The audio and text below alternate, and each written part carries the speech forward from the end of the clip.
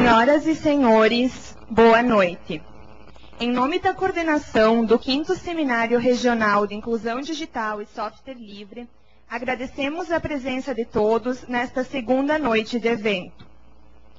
O 5º Seminário de Inclusão Digital e Software Livre é uma das ações previstas dentro do projeto Mutirão pela Inclusão Digital. Seu objetivo é criar um fórum privilegiado de socialização de experiências, discussões de alternativas e estabelecimento de parcerias com vista à qualificação dos processos de inclusão digital, ao fortalecimento da opção por software livre e à consolidação da informática educativa como espaço de legítima inclusão. Gostaríamos de registrar a presença do professor Dr. Marco Antônio Sandini Trentin, coordenador do curso de Ciência da Computação. Este ano, são 353 inscritos de 47 municípios do Rio Grande do Sul e alguns de Santa Catarina, que estão participando de atividades que envolvem oficinas práticas, painéis e palestras. Na noite de ontem, tivemos 202 pessoas presentes até o final da palestra. O 5º CID é o resultado de uma caminhada de 7 anos do projeto de extensão Mutirão pela Inclusão Digital do curso de Ciência da Computação da Universidade de Passo Fundo, de sua íntima relação com o projeto Kit Escola Livre e com o Grupo de Estudo e Pesquisa em Inclusão Digital da Universidade de Passo Fundo. Grupos que, em parceria com a Secretaria Municipal de Educação, há 5 anos promovem este evento. Queremos registrar o importante apoio das seguintes entidades para a realização deste evento: Diretório Central de Estudantes, Instituto Federal de Educação, Ciência e Tecnologia, Campus de Passo Fundo, Junior Chamber International, Monilis Acessórios de Erechim, Multiverso Design e Ilustrações, Polo Sul Informática, Prefeitura Municipal de Passo Fundo, Sicredi, Sociedade Brasileira de Computação. Vamos assistir agora um vídeo de apresentação do Mutirão pela Inclusão Digital.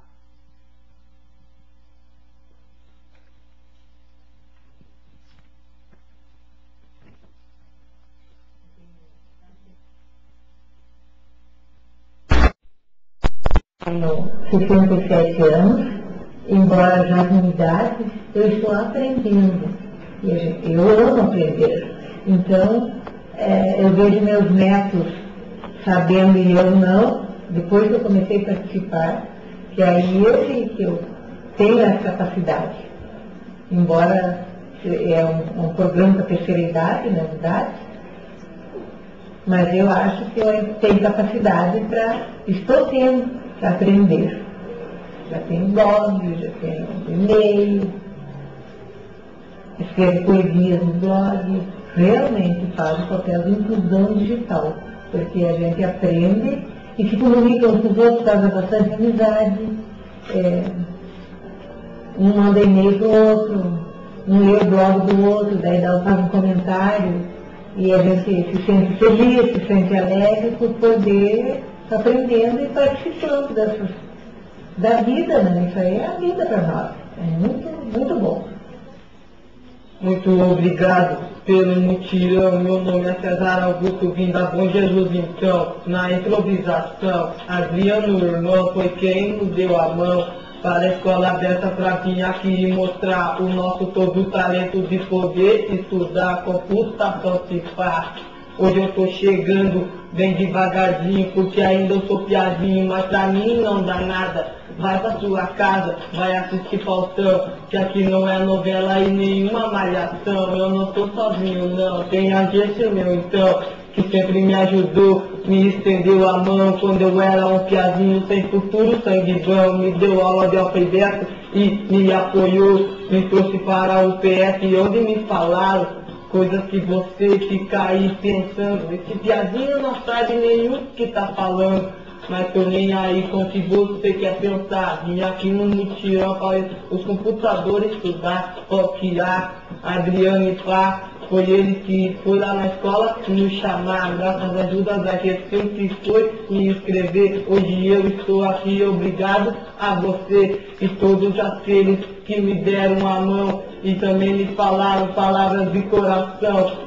Se você quiser, você ser alguém na vida, só que para isso tu tem que sair dessa folia. Rap tá na alma, rap tá no coração, improvisação é querer falar. Tudo a parceria que o Adriano que se pá. Já foi no colégio e viram o meu talento. Agora eu tô aqui falando tudo de momento. Sou professora Nestir, da Escola Estadual de Ensino Fundamental de Passo Fundo. É muito importante essa parceria, porque vai complementar o trabalho que a gente tem na escola em função das atividades de sala de aula. Enriquece o trabalho do aluno, enriquece as experiências, em função de que a nossa clientela provém de escolas, são alunos que provêm de escolas, eles estão fora do sistema regular de ensino. Como eles não têm acesso em sua casa às novas tecnologias, a UPF nos proporciona esse aprendizado e esse benefício. A gente percebe nitidamente a diferença, até porque é feita uma preparação muito grande para a gente chegar até aqui com os alunos. Fazemos reuniões anteriores, planejamentos, junto com o grupo da UPF, e o envolvimento é bastante grande da escola com a UPF. Isso vem contribuindo muito porque o aluno percebe que toda a sociedade está dando atenção a ele. Ele é importante também para a gente. É uma das formas que eles vão conseguir mudar a realidade que eles se encontram. São crianças provindas de família com dificuldades financeiras, não têm acesso às tecnologias de outra forma, e eu posso dar um testemunho muito grande do mutirão, porque nós temos lá alunos que tinham dificuldade na alfabetização e a gente conseguiu um número grande de alunos e o mutirão contribuiu para que eles alcançassem a alfabetização. Por favor, que eu venho aqui e muitas coisas eu posso fazer. Eu posso trabalhar com computador e vai ser muito mais melhor para mim. Mutirão para a inclusão digital significa oportunidade de crescimento.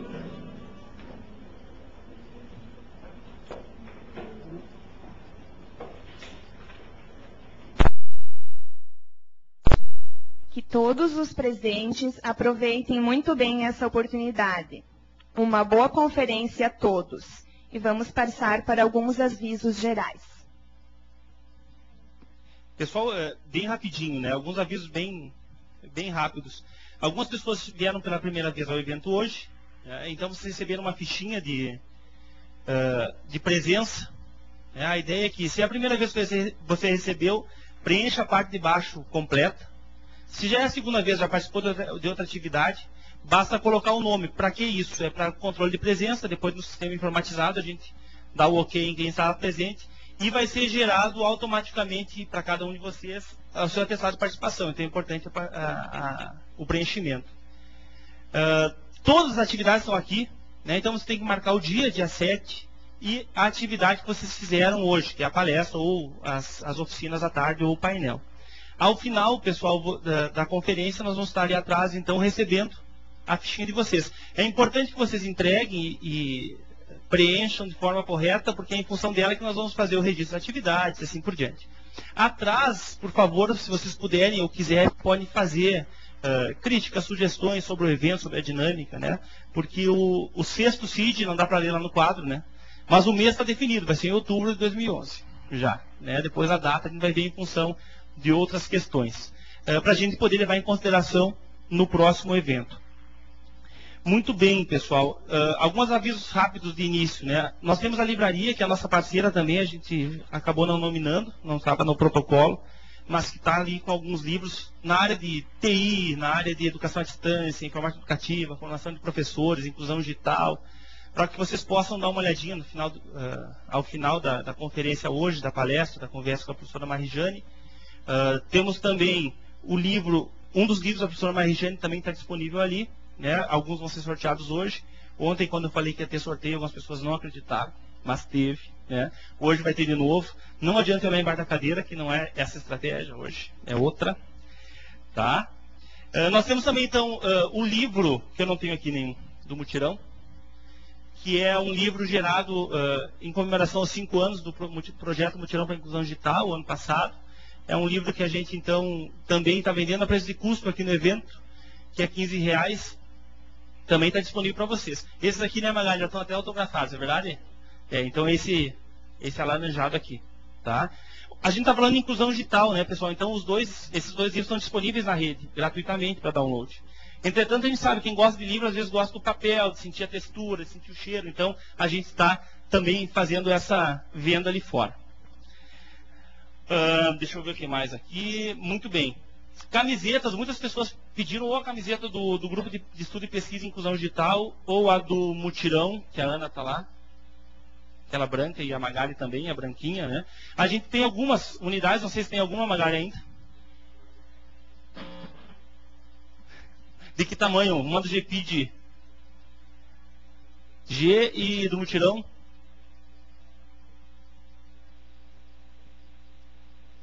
A Baby Look G, pessoal. Se tem alguém que é muito e é homem, não tem problema, usa, né? Faz parte do processo. Muito bem. Uma outra questão que eu gostaria de trabalhar com você, falar rapidamente, né? Principalmente para as pessoas que já têm curso superior. Em 2011, esse evento ele é fruto do trabalho do grupo de pesquisa em inclusão digital, do Mutirão para a Inclusão Digital e do projeto Kit Escola Livre. Nesses 7 anos, a gente teve muito contato com professores, formação de professores, com a demanda da informática educativa. E em 2011, a gente está oferecendo, então, a pós-graduação em tecnologias e metodologias de inclusão digital para escolas. Informações tem no site, que está embaixo desse panfletinho. Se vocês não tiverem, a gente passa para vocês depois. Né? Tem lá os professores, a professora Marijane faz parte do grupo de professores também, o professor Marco Trentin, eu, a professora Karina, o professor Malage. Deixa eu ver. Mas tem aqui bem certinho qual é a ementa, quais são as atividades, valores, quando inicia. Também gostaria de fazer essa divulgação com vocês. Aqui no site, pessoal, Will, por favor, só quero mostrar uma coisa para você, só dá um alt tab ali, não tem problema. Só para mostrar o site. Não tem. Mas está com acesso à internet, não? Isso, então pode ser ali. Tem uma tabzinha no site chamada Divulgação e Extras do Evento. Ali nós temos o PDF dos livros. Ali a gente tem a palestra do professor Glaucio de ontem. Já está disponível o PDF da palestra dele. Hoje à noite também, no final da palestra, nós vamos disponibilizar o PDF da palestra da professora Marijane também. Tem mais alguma coisa lá, né, Guilherme? Falou que era para me falar, eu esqueci.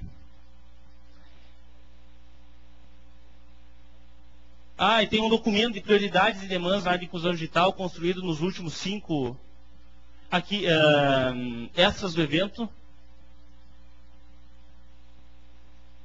Aí pode descer um pouco mais, aí tem o PDF, Paraná, desce mais. Ali a palestra do professor Glaucio, só botar o mouse em cima ali, Will. Bem embaixo aí, a palestra dele. Disponível. E também esse documento de prioridades e demandas na área de inclusão digital software livre, construído nos eventos de 2007, 2008, 2009, junto com iniciativa privada, poder público, universidade, onde a gente pode detectar, vocês também vão poder, que inclusão digital passa de forma determinante por dentro das instituições de ensino. Né? Então, vale a pena dar uma olhadinha. Tem um espaço de localização das atividades inscritas, a gente está se encaminhando para o final do evento, né? Mas não tem problema, é ali a última tabzinha lá, isto. Desce. É aí? Não é, né? Embaixo na esquerda, desce. Não, sobe o Will. O Will é DJ, ele comanda isso aqui, o cara é polivalente. Veja as suas atividades. Aí. É só digitar o e-mail que você cadastrou e vai aparecer todas as atividades que você está inscrito. Hoje e amanhã temos palestras, né, e painéis e oficinas. Eu gostaria só que tu entrasse ali, eu quero divulgar agora no início no cronograma, por favor. Amanhã o que a gente tem? De manhã nós temos uma oficina, mais uma oficina de tecnologias assistivas Orca. Eu posso errar, mas acho que não vou errar, o Fabiano. Fabiano, então, de Novo Hamburgo. Estou bem ali. Fabiano Novo Hamburgo, então, é quem está ministrou hoje à tarde, né? O que é uma tecnologia assistiva? O que é especificamente o Orca? Né? Ele é uma interface que lê a tela do computador para você. Desculpa, Fabiano, estou sendo bem assim, bem básico, superficial, mas só para a gente poder apresentar. Amanhã de manhã, então, nós vamos ter essa oficina começando às 8h45. Adriana, não fiz a inscrição, não tem problema, pode vir, a sala é grande. Tá? A gente faz na hora a inscrição e pode participar. À tarde nós temos 3 oficinas. 3? Não, 2. Megalogo, o que é? É um ambiente de programação para crianças, ou seja, a criança usa para programar, né, desenvolvimento raciocínio lógico, assim por diante. Tivemos hoje também. E de Querix e Linux educacional. Se alguém não pôde fazer hoje e tiver interesse, pode vir aqui amanhã de tarde faz sua inscrição na hora, a gente já cadastra no sistema. Nós vamos ter os painéis à tarde, que é das 6 às 7. Por que a gente fez das 6 às 7? Rapidinho, dá tempo de você sair do serviço, vir para cá e dá tempo ainda depois, no final do painel, comer alguma coisa e ir para aula, quem tem aula, né? Um painel vai ser sobre copyright, Creative Commons e copyleft. O que são esses direitos autorais aí, o que envolve e como a internet influenciou em cada um deles. O outro vai ser como se vive de software livre, principalmente o pessoal da área de TI. Vocês sabem que tem, não é regra, mas normalmente o software livre, ou geralmente o software livre, ele é gratuito. Eu faço o software e posso não cobrar por ele, a maioria das pessoas não cobram. A primeira pergunta é, como é que se vive então? Puxa, eu fiz ali minha inteligência, desenvolvi e dei o software. Como é que essas pessoas vivem? Então a gente vai ter um empresário aqui de Passo Fundo, Décio Mazucchi, que tem uma empresa só de desenvolvimento de software livre, baseado em software livre, ele vai vir falar um pouco sobre a experiência dele, como é que a gente vive software livre. Tá? E o outro painel é o projeto Kit Escola Livre. Então vai ter, o professor Marcos Brusso vai estar falando sobre esse projeto. Hoje a gente falou do mutirão. E o professor Marcos Brusso vai falar do projeto Kit Escola Livre. E à noite, às 19h30, a gente vai ter a palestra de encerramento com o professor Nelson Preto, da Bahia, que saiu da Bahia hoje bem cedinho. E pelo Twitter eu acompanhei todos os tropeços dele. Perdeu o ônibus, perdeu o avião, não conseguiu jantar. Mas está chegando às 8 agora em Passo Fundo. Que são as tecnologias, né? Ele falou, quero chegar para ver a palestra, a conversa da Mari, e ele vai estar fazendo a palestra amanhã, escola com E maiúsculo, né, de instituição escolar, de instituição social, como espaço de inclusão digital. E a gente vai estar finalizando o 5º seminário de inclusão digital. Então, só para que vocês saibam da nossa programação amanhã. Esqueci alguma coisa, pessoal? Não. Então, vamos lá. Eu quero apresentar agora a professora Marijane. A professora Marijane... ela é doutora em educação da URGS. Eu vou ter que ser muito formal, Mário, embora não goste muito, porque, na verdade, as pessoas que passaram lá por dentro da URGS, né, Marco, na informática educativa, não tem como não conhecer. Que é professora do doutorado em informática e educação também, pesquisadora nessa área, tem estágio de doutorado na University of Toronto, é professora associada do Departamento de Ensino, Currículo, Faculdade de Educação da URGS, é docente, como eu já falei, do Programa de Pós-Graduação em Educação da URGS, do Programa de Pós-Graduação em Informática na Educação também da URGS. É docente na graduação de Licenciatura em Pedagogia, modalidade à distância. Coordenadora do Centro de Educação Continuada de Formação de Professores de Educação Básica da URGS. Tem algumas pesquisas na área de arquiteturas pedagógicas, relações de gênero, usos do tempo, formação de professores e também educação à distância. Então, ao tempo que eu desejo a todos vocês uma ótima palestra, nós vamos ter aí, né, Mari, a programação é 1 hora de fala, depois não tem espaço para discussão. Eu peço uma salva de palmas para a professora Marijane.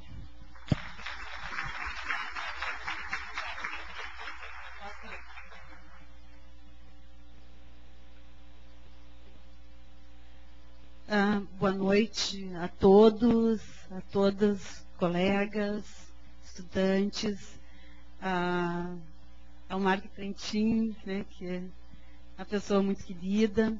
Quero agradecer imensamente o convite do Adriano para estar aqui com vocês. Me sinto muito satisfeita, honrada com este convite, né? E sempre é um desafio a gente vir aqui e conversar com uma plateia tão qualificada, né? Uma plateia séria, interessada. Mas é um desafio interessante. Acho que é um momento que a gente põe à prova algumas ideias que a gente desenvolve, que a gente aplica, que a gente aprende com os erros, com os acertos, né? Então, dessa área pedagógica que eu vou me ocupar nessa noite. Espero, assim, que seja interessante para vocês, né? E essa temática, metodologias do ensino na era digital, eu botei um subtítulo ali, que é Arquiteturas Pedagógicas na Educação. Sempre é importante, quando a gente fala de educação, ter algumas coisas presentes, né? Que não é só dizer o que fazer. Nós fazemos muitas coisas, nós acertamos muito, erramos, mas elas dependem de algumas coisas anteriores, e eu vou começar por essas questões anteriores para ir chegando próximo do que eu vou me deter sobre a questão das metodologias de ensino. É que esse título, assim, ele soa como quem vem trazer algo, assim, vai apresentar algo, olha, agora vamos ter algo para aplicar. Até certo ponto, sim, mas também tem algumas coisas muito importantes que definem o que a gente faz. Bom, isso aqui, o que ensinamos em nossas salas de aulas, vocês veem que eu estou me referindo aqui à escola, né? E a concepção que se tem de conhecimento e de aprendizagem. Se nós pensamos o conhecimento, que o conhecimento, a aprendizagem se dá porque eu encaixo tijolinhos, essa é uma forma de pensar a aprendizagem. Se eu penso que cada informação que eu acrescento, ela constrói uma envergadura de conhecimento, esse é um modo muito específico de pensar a aprendizagem. E bastante comum. Bom, mas o que nós fazemos com os alunos, então, que não conseguem empilhar os tijolinhos? Não conseguem empilhar esses tijolinhos de informação. Não conseguem fazer parte de uma educação, que hoje eu estava assistindo o trabalho do Adriano, e de uma forma linear. O que acontece? Nós temos razões que explicam por que esses alunos não aprendem. Nós, professores, dizemos que eles vêm de famílias desestruturadas, que eles não têm condições, que eles são muito pobres, que não têm livros, não têm computador, assistem muita televisão. E isso é verdade. É verdade. Isso aí tudo está lá, no campo. Quem trabalha, isso acontece e é assim. Bom, mas o que a gente faz? Deixamos assim? Nós temos uma parte dos nossos alunos que aprendem. Então, quando eu penso que são tijolinhos, eu tenho nas minhas salas alunos que aprendem. Porque eles, alunos, aprendem, que é um grupo de alunos, eu me sinto confortável de dizer, bom, eu ajudei esses alunos a aprender. E os que não aprendem, eu busco alguma explicação. Então, essas explicações exteriores, elas me devolvem que o problema não é exatamente comigo, não é exatamente na minha sala. Porque eu tenho os que aprendem. Aqueles me devolvem uma coisa boa. Eu sou uma boa professora. Mas por que é importante começar por essa questão que é epistemológica? Então, o que acreditamos sobre o que é conhecimento determina como nós vemos a aprendizagem e como que nós agimos para que ela aconteça. Vocês veem que eu fiz aqui um funil, porque este modo de perceber e agir reforça, né, o que pensamos. Consequentemente, o que pensamos define aquilo que realizamos. Nós podemos até ser inconscientes sobre o que nós pensamos sobre a aprendizagem. mas que nós pensamos define o que nós fazemos. Por isso que é tão importante ter esclarecimentos pessoais, sobre o que eu entendo que uma pessoa aprende. Como é que eu vejo que ela aprendeu? O que eu faço que me mostra que ela aprendeu com a minha ação? E essas ideias que nós temos, elas se sustentam mutuamente. Então, se eu penso, né, que conhecer é juntar informação, que também é, mas não é só isso, que o professor tenha informação. Vocês vejam onde eu vou indo, né? Que a sala de aula é o lugar onde se distribui informação como conteúdo. Que há conteúdos que são sérios, há conteúdos que são úteis e outros não. Então, os conteúdos, isso é uma frase bastante comum, uma ideia, os conteúdos devem partir e chegar na realidade do aluno. E, portanto, do lado do aluno, nós temos que o aluno que não guardou a informação, ele não aprendeu.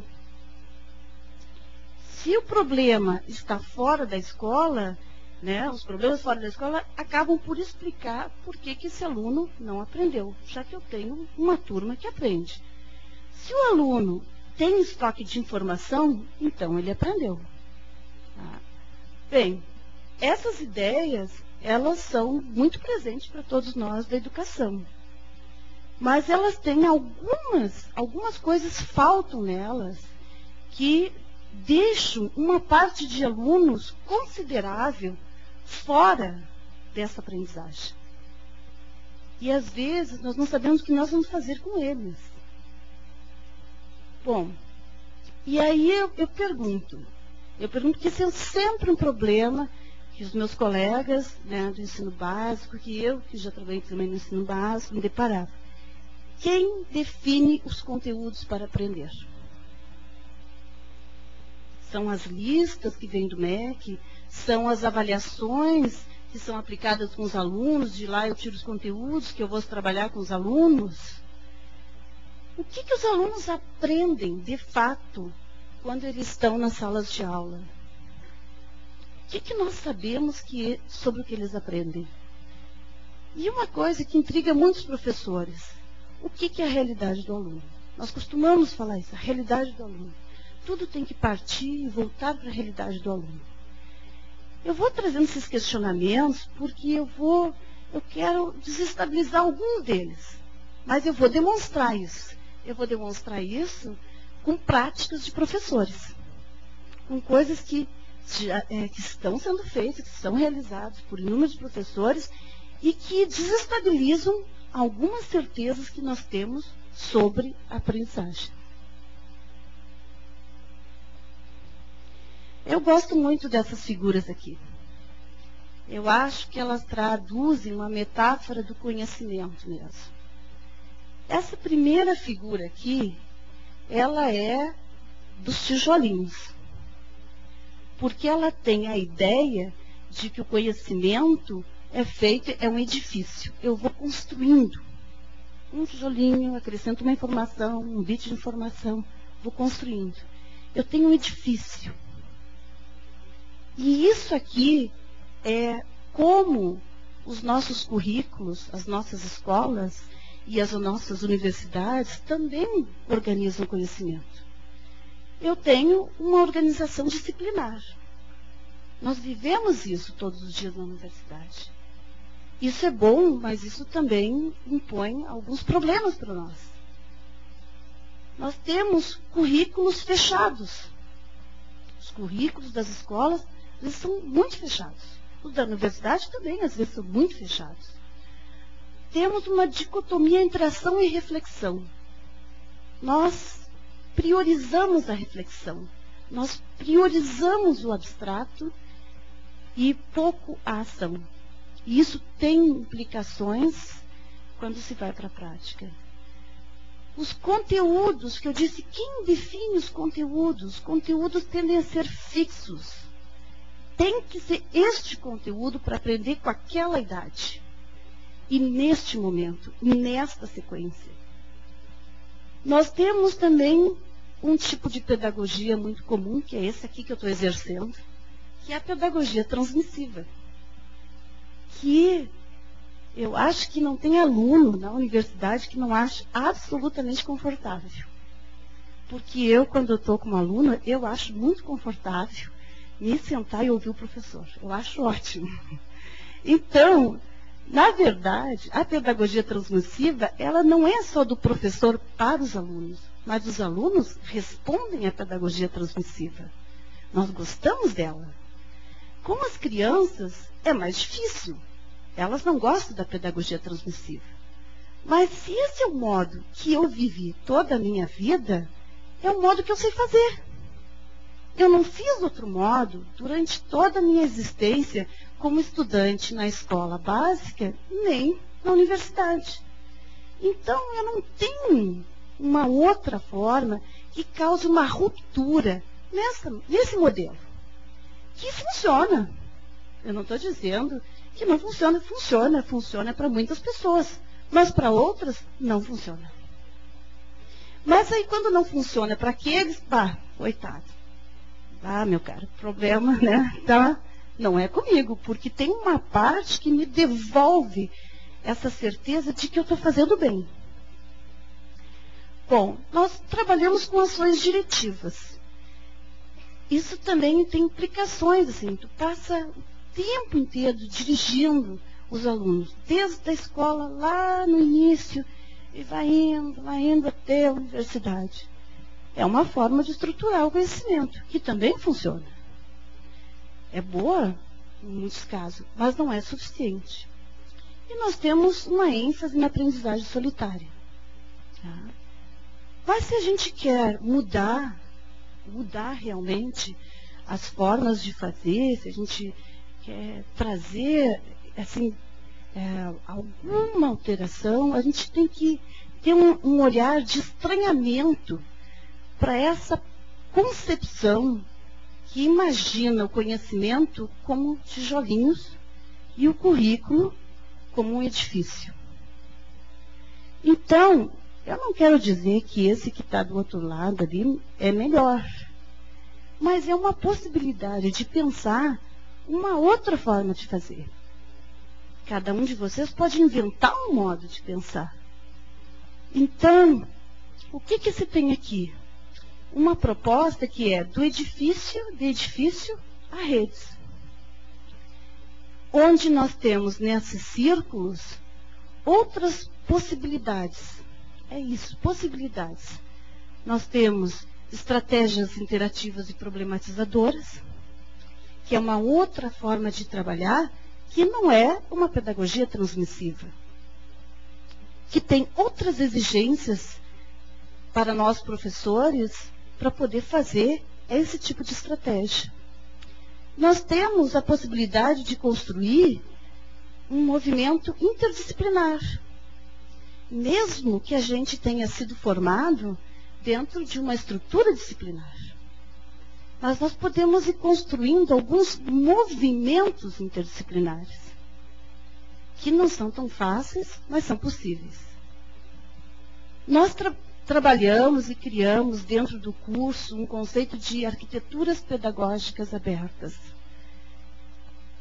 Esse conceito para tirar do conceito de metodologia, que ficou sendo mais fechado, não é que ele seja, é que ele às vezes é entendido de modo mais fechado, para criar um tensionamento neste conceito e poder trabalhar com arquiteturas pedagógicas.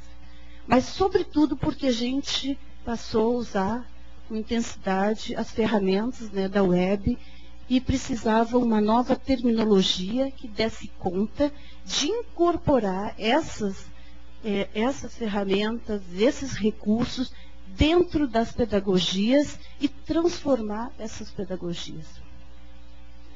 Trabalhamos também com o conceito de comunidades de aprendizagem, ou comunidades. Também existe um outro conceito bastante difundido entre os professores, que é comunidades de prática, né, que trabalham sobre as práticas pedagógicas. Uma articulação entre a teoria e a prática. E currículos flexíveis. Para criar currículos flexíveis, tem que criar uma outra estrutura de pensar o currículo como grade curricular. Tem que deslocar do conceito de disciplina para um conceito de campo disciplinar, ou de área disciplinar. Uma área é maior do que uma disciplina. Então, em vez de trabalhar, por exemplo, somente a sociologia, tu trabalha a sociologia, a antropologia, a política, tu trabalha elas como um campo disciplinar. E tu pode colocar elas conversando entre si e trazendo outros elementos para dentro do currículo, uma outra perspectiva.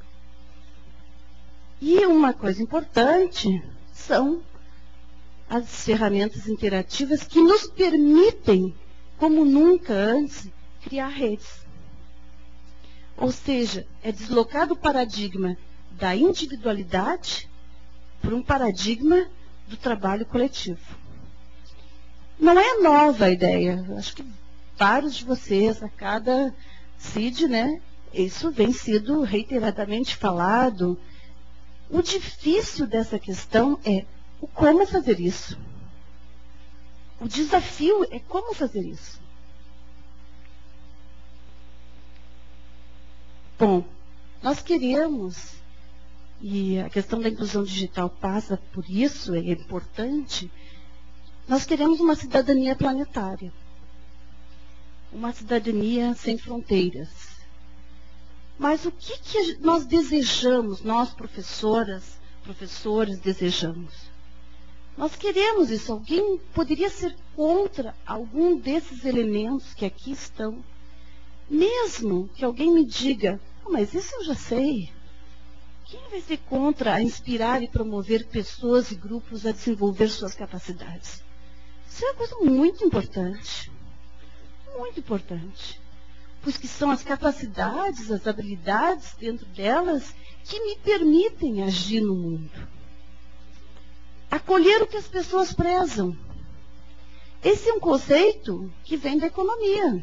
Do Amartya Sen, que é um economista que recebeu em 2002, se não me engano, 2000, o Prêmio Nobel de Economia, em que a tese central é essa. É que as pessoas possam realizar o que elas prezam. Que elas possam ter liberdade de realizar o que prezam. Aumentar o conhecimento e a compreensão é fundamental. A cidadania se faz por aí. Promover uma sociedade democrática, civilizada, capaz de construir um modo de existir com sustentação no diálogo, no respeito mútuo. Mas isso não pode ser uma palavra para o futuro, algo abstrato. Ele tem a exigência que nos coloca que tem que se trabalhar no cotidiano. Eu não posso falar em cidadania planetária sem trabalhar o cotidiano. Se eu não consigo respeitar o meu colega do lado, como é que eu posso só falar em respeito mútuo? Ele não pode ser descolado da vida cotidiana. E a vida cotidiana é cheia de elementos que nos permitem, que nos chamam, nos solicitam, nos exigem ação para que isso aconteça. Eu estou por enquanto ainda numa base mais abstrata, teórica, mas eu vou chegar bem no concreto. E vocês vão ver que eu estou falando com base na concretude da realização do que se faz no cotidiano, como professor, trabalhando em escola, trabalhando na formação de professores. Então, é exatamente isso que eu estava falando, integrar a aprendizagem na vida cotidiana. E um ambiente de aprendizagem não é exatamente um ambiente de ensino. Eu acho que, no fim, o conceito de ensino acabou muito preso a essa pedagogia transmissiva. Mas nós podemos mudar isso também. Então, tu só consegue aprender, cada um de vocês aqui pode pensar. A gente só aprende quando a gente tem um ambiente envolvente para aprendizagem. Se eu tiver que ir para um lugar que eu vou encontrar, sim, alguém que me olha mal, alguém que me trata mal, um ambiente que não se foca na questão de crescer em conhecimento, eu não me sinto confortável de ir lá. Ninguém se sente. As crianças não se sentem. Como é que elas gostam tanto de um lugar e não gostam de outros? Nós mesmos, até em qualquer espaço, onde a gente encontrar, sim, uma barreira que nos fira de algum modo, moralmente, eticamente, fisicamente, nós não desejamos estar lá. Tá? Uma outra coisa, uma ideia importante é o estudante com controle sobre o que aprendem e desejam aprender. Cada um de vocês pode olhar quando e quanto controle teve sobre a aprendizagem. Pensem, quanto? Quanto vocês mesmos proporam o que vocês desejavam aprender. Desde a escola básica até a universidade. Ou a gente ficou mais no lugar da recepção, de alguém que diz para nós o que nós devemos aprender. Um currículo estruturado é exatamente assim. O professor vai chegar na aula, ele tem um plano, tudo definido, os conceitos que vocês vão aprender e a bibliografia que vocês vão ler. Quem diz o conhecimento para vocês é o professor. Mas quando na carreira acadêmica de vocês tem lá uma ruptura que diz, bom, agora é vocês. Isso é muito sério. É tão sério que uma das constatações que eu tenho em relação a isso é como que um estudante chega no mestrado e ele não consegue fazer uma pergunta. Como? Fazer perguntas é uma coisa tão natural para nós, ou deveria ser, ou deveria continuar sendo. Como que ele não consegue? Como que ele chega no doutorado não sabendo, não sei que exatamente pergunta, professor, me diz o que eu queria, vou pesquisar. E sabe que não dá para a gente dizer o que eu posso dizer o que eu gostaria de pesquisar. Mas quando eu digo para o outro o que ele deve fazer, não dá certo. Eu já fiz a experiência e não deu certo. Bom, a promoção de experiências mais do que produtos educacionais. Então, não é a resposta a um teste, a uma prova. Não é um sujeito que eu sei dizer o que ele sabe. Mas é a promoção de uma experiência de aprendizagem, que entra dentro de uma metodologia de aprendizagem, que tem a ver com o conhecimento situado do sujeito, do que ele deseja fazer, do que instiga ele naquele momento que ele está dentro da universidade, que ele está na escola básica, etc.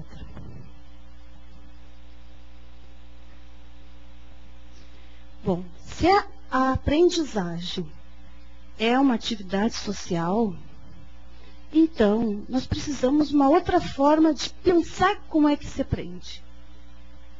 De pensar como é que a gente constrói conhecimento. Nós precisamos pensar em grupos de atividades. Mais do que solicitar trabalhos individuais, é o trabalho em grupo. Nós precisamos pensar em comunidades de prática, em comunidades de aprendizagem, em redes de pessoas que construam ideias, possibilidades, que tenham discussões, diferentes redes, diferentes lugares. Mas a gente não faz isso sozinho, a gente não aprende do nada. Então, nós precisamos de uma pedagogia forte. Estou aqui qualificando uma outra pedagogia. Nós temos que ter em mente um aprender fazendo. Para todo mundo. Um aprender vivendo. Como é que a gente pode encerrar a aprendizagem num checklist de conteúdos, de tarefas? É estranho isso, mas também como professor, e eu vou dizer assim, da minha própria experiência, não dos outros, que se eu vou numa aula e eu dou a aula, eu me sinto plenamente satisfeita. Eu saio com sentimento de missão cumprida. Eu dei aula. Se os alunos saem contentes com a minha aula, eu fico mais satisfeita ainda. Os alunos me devolvem que eu fiz bem, que eu fiz certo. Eu saio assim, tranquila. Então, vocês veem como é poderosa essa coisa dessa pedagogia que está mais num checklist de conteúdos e de tarefas. Assim como o aluno cumpriu as tarefas, aprendi, está realizado, está feito. Eu já respondi ao que eu tinha que responder, ao que me demandaram. A aprendizagem por descoberta é fundamental. Gerar as próprias hipóteses, as perguntas, ir atrás dessas respostas, pensar modos de buscar essa resposta. Tu não ensina só um conteúdo aqui, não é um conteúdo específico, é uma forma de existir no mundo, é uma metodologia que te serve para a universidade, para a escola básica e para a vida. Ela ultrapassa as fronteiras de um espaço físico destinado para a escolarização. Então, nós pensamos em termos de arquiteturas pedagógicas para a aprendizagem. Porque a gente acha que com esse conceito a gente pode trazer alguma coisa que cause um tensionamento nas coisas que nós já temos. Ou seja, é um conteúdo novo para uma forma também renovada. Se ela não é totalmente nova, ela tem no seu âmbito um olhar que provoca coisas diferentes. Estou chegando lá perto da demonstração. Bom, mas o que se precisa assim, para isso, para essas arquiteturas? Tu não constrói ela do nada.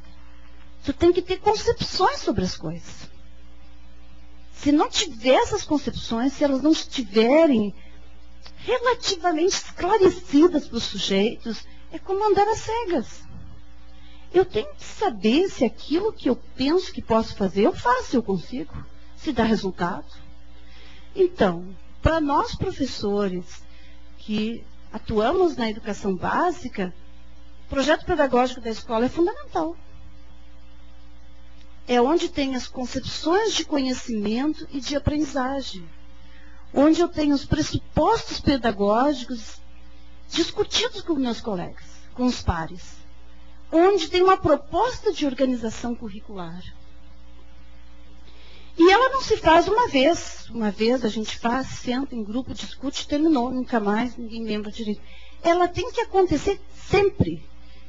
Porque não tem como nós definirmos o que é isso e nunca mais ninguém falar sobre essa questão. Tu precisa de uma constante atualização de discussão com os pares. Da mesma forma que se tu fala em cidadania, mas tu tem uma disciplina que fala de cidadania, tu tem um conteúdo de cidadania, mas tu não tem cidadania na prática. Não serve, gente. Não serve. Não adianta eu botar o conceito de cidadania num quadro. Cidadania é exercer os seus direitos de fazer isso, os seus deveres em relação a isso. Essa é uma cidadania formal, ela não é real. Ela existe como conceito, mas ela como conceito não é conteúdo. Mas é um conteúdo desprovido do seu movimento na vida cotidiana. Bom, mas também nós discutimos com nossos pares as práticas, as metodologias, os conteúdos que encontram essas concepções pedagógicas que nós acreditamos, que nós defendemos como grupo. Bom, mas nós temos dentro disso informação e comunicação. Nós temos mais do que tínhamos antes. O que a gente tem são dispositivos diferentes que nos ajudam. Os computadores, a televisão, os celulares, rádio web, etc. São dispositivos importantes. Nós usamos muito pouco nas escolas. Muito pouco. Nós temos a web, os softwares educacionais, livros, filmografia, museus, ambientes. O ambiente natural, urbano, rural, são os lugares que nos põem questões, se nós soubermos lê-las. As comunidades, as culturas locais, as famílias, são fontes de informação, são fontes de questões. Então, tu não faz uma arquitetura pedagógica só, criei uma metodologia, está aqui, e tu aplica ela. Porque todos os professores que aqui estão sabem que isso não funciona. Todos sabem. Até tu pode aplicar, faltou alguma coisa, tu busca lá, numa gaveta, uma metodologia, aplica, serviu para aquele dia. Mas ela não se sustenta. Bom, o que então nós queremos?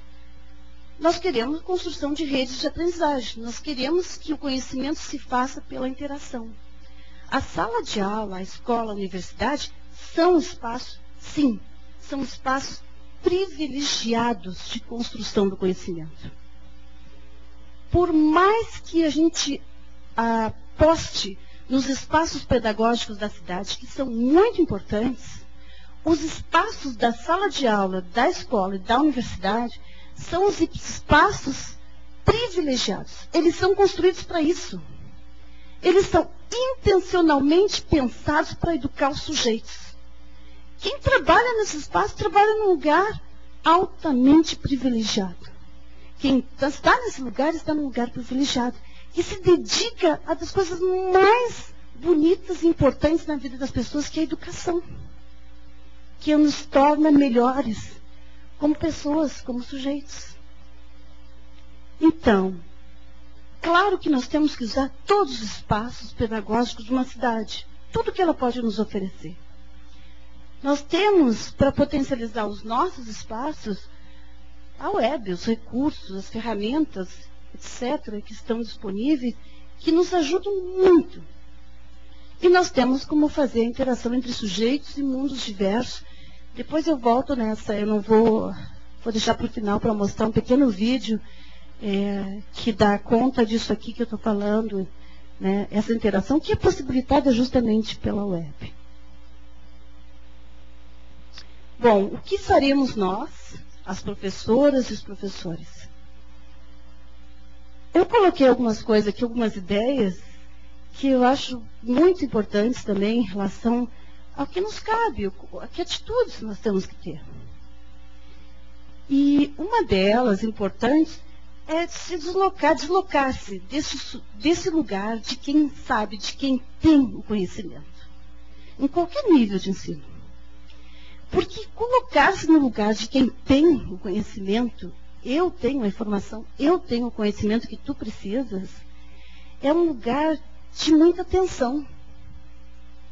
É muito pesado para os professores. E todos os alunos, e eu estou falando aqui dos alunos da universidade, eles podem ajudar que o professor se desloque desse lugar também. Porque às vezes também os alunos cobram, mas como que o professor não sabe isso? Mas isso torna muito pesada a tarefa do professor. E ele se sentindo muito pesado, ele não consegue atuar bem. Se ele pudesse deslocar desse lugar, do sujeito que sabe, mas o sujeito que sabe tem algo sim a oferecer, não é o sujeito que não sabe, mas o sujeito que sabe tem algo a oferecer, mas tem muito também a construir junto com os outros. Ele está participando dessa ideia da rede, de que ele tem parceiros para fazer isso, que são os alunos. Bom, assumir-se como pessoa curiosa e assim provocar a curiosidade dos alunos, não tem como a gente provocar algo em alguém que a gente não sinta. Isso é fundamental. Sabe? Ela é assim, a gente influencia os outros com o espírito que a gente tem. A gente transborda os sentimentos, né, em relação na convivência com o outro. Assumir-se como pesquisador da educação. E aqui eu me dirijo aos meus colegas do ensino básico, que é ser um pesquisador da educação, da pedagogia, da escola, da sala de aula, da sua prática intelectual. Resgatar o valor de ser um intelectual da educação. Porque socialmente nós não temos tido essa resposta. Ela vem de várias formas, essa resposta de que esse lugar não é um lugar valorizado socialmente. Começa pelos salários, pelas condições de trabalho, isso tudo vai nos informando. Começa que essa sociedade acha que educar criança é coisa fácil. Não tem muito mistério. Mas nós temos que resgatar o valor das crianças, dos adolescentes, dos jovens e disso que nos cabe, que é ser educador. Então isso passa por um reconhecimento profundo do valor da profissão e do que se faz. Eu gosto da pedagogia da pergunta. É freiriano. É Paulo Freire mesmo que coloca isso. Porque ela obriga uma intervenção criadora que gera uma resposta também criativa. E acho que nós todos podemos nos apoiar muito em nossos colegas. Eu acho que nós temos que sair do isolamento das salas de aula e buscar apoio junto aos colegas. Discutir com os nossos pares. É assim que a gente cresce, não tem outra alternativa. Eu vou trazer, eu falei uma parte assim teórica, uma parte abstrata, né? Mas ela tem um sentido de dar sustentação aos alguns exemplos que eu vou mostrar. Foi difícil selecionar porque tem muita coisa boa acontecendo em muitos lugares. Às vezes nós não temos notícias. Aliás, elas existem. Estão na internet, na verdade, na web. Mas às vezes nós não sabemos onde elas estão. Então eu vou mostrar para vocês uma arquitetura de projetos de aprendizagem. Projetos de aprendizagem não é uma coisa nova. Existe, se encontra relatos desde o início do século passado de projetos. Mas tem umas formas que nós traduzimos em metodologias que elas funcionam muito bem. Então eu vou mostrar aqui para vocês. A arquitetura de projetos de aprendizagem, e não é projetos de trabalho do Fernando Hernandes, e não é só projetos do Kilpatrick, de projetos de aprendizagem, é basicamente, em outras palavras, fazer pesquisa. Fazer pesquisa é desenvolver uma atitude curiosa em todas as pessoas. É trabalhar com uma metodologia mais do que o conteúdo fixo. Então, nós partimos da curiosidade dos sujeitos. Nós trabalhamos com alguns passos que ajudam crianças e jovens a buscar essas curiosidades e a construir sínteses explicativas sobre suas questões, mas com base em informação, com base em teoria. Bom, aqui são só algumas. Nós trabalhamos muito com a formação de professores, com a ideia de portfólio de aprendizagem, que na verdade, aproveitando, faço o meu comercial aqui do livro, né, que nasceu deste livro, que foi de experiências aplicadas em salas de aula em 2000, 2002, mas o livro vai sair bem mais tarde, que a gente trabalhou com a ideia do portfólio educacional, de onde nós depois traduzimos em portfólio de aprendizagem, e ele ganhou uma forma melhor atualmente, né? A gente não para com as ideias lá no tempo que a gente escreve, a gente vai transformando essas ideias, né? E aqui nós temos portfólios, que estão feitos nos blogs. Portfólios de professores, portfólios de alunos, portfólios de crianças muito jovens. Aquele no canto direito é de uma criança de 7 anos. Mas eu vou mostrar algumas coisas. Eu gostaria que vocês lessem isso aqui e que vocês pudessem me dizer, não é um teste, é só para a gente se localizar, qual é a idade dos alunos que fizeram essa síntese. Eu vou ler, se vocês não acharem cansativos. Rochas ígneas. As rochas magmáticas ou ígneas, ígneo vem do latim e significa fogo, são originadas do interior da Terra, onde são fundidas em altíssima temperatura. Nas erupções de vulcões, essas rochas são lançadas do interior da Terra para a superfície, sofrem então resfriamento rápido e se solidificam outras se solidificam, outras vezes ficam nas proximidades da superfície, onde se resfriam lentamente e também se solidificam. Que idade vocês acham que tem as crianças que escreveram, os alunos que escreveram isso aqui? Quinta série, eu pergunto ali qual é a série, ano, ciclo. Eu vou seguir mais um pouquinho, só para vocês guardarem isso aqui. Isso aqui é um relato breve da discussão. A professora está relatando uma discussão que aconteceu na sala de aula, né? É uma discussão sobre a formação de vulcões. Então, as crianças lá estão lá, descobrimos, né, que era para descobrir antes, quer dizer, antes da hora, né? Aí a professora pergunta, por que antes? Antes do quê? O Bruno fala, porque agora o trabalho vai terminar e a gente não vai mais pesquisar sobre os vulcões. A professora questiona, quem disse que vai acabar? Quem disse que acabou? Vocês não têm mais nada para descobrir sobre os vulcões? Já têm absoluta certeza de que é assim, mesmo que nasce um vulcão? Aí a Caliane fala com um gesto e expressão de alívio. Claro, né? A gente tem que descobrir outras coisas. O que é placa tectônica? Aponta para as estrelinhas onde estão as dúvidas temporárias. O Bruno diz, por que acontece a pressão? Será que dá força quando a pedra se derrete? Se a pedra fica debaixo da terra com a força do vulcão, dá um terremoto? Se a pedra é cinza, por que a lava é vermelha? Será que é por causa do fogo? Essas crianças têm 6 anos de idade. Aquelas que escreveram o último texto que vocês viram antes, que falam em rochas ígneas, placas tectônicas, têm 6 anos de idade. Não sabem nem escrever. Elas sabem, aprenderam a escrever. Muita coisa. Mas isso foi da pesquisa que elas fizeram. Era bem na época que deu aquela notícia dos vulcões, do vulcão na Islândia. Né? Então, eles começaram a se perguntar o que era um vulcão. Quando eu cheguei nessa turma para ouvi-los, eles não conseguiam dizer ígnea, eles diziam rocha ígnea.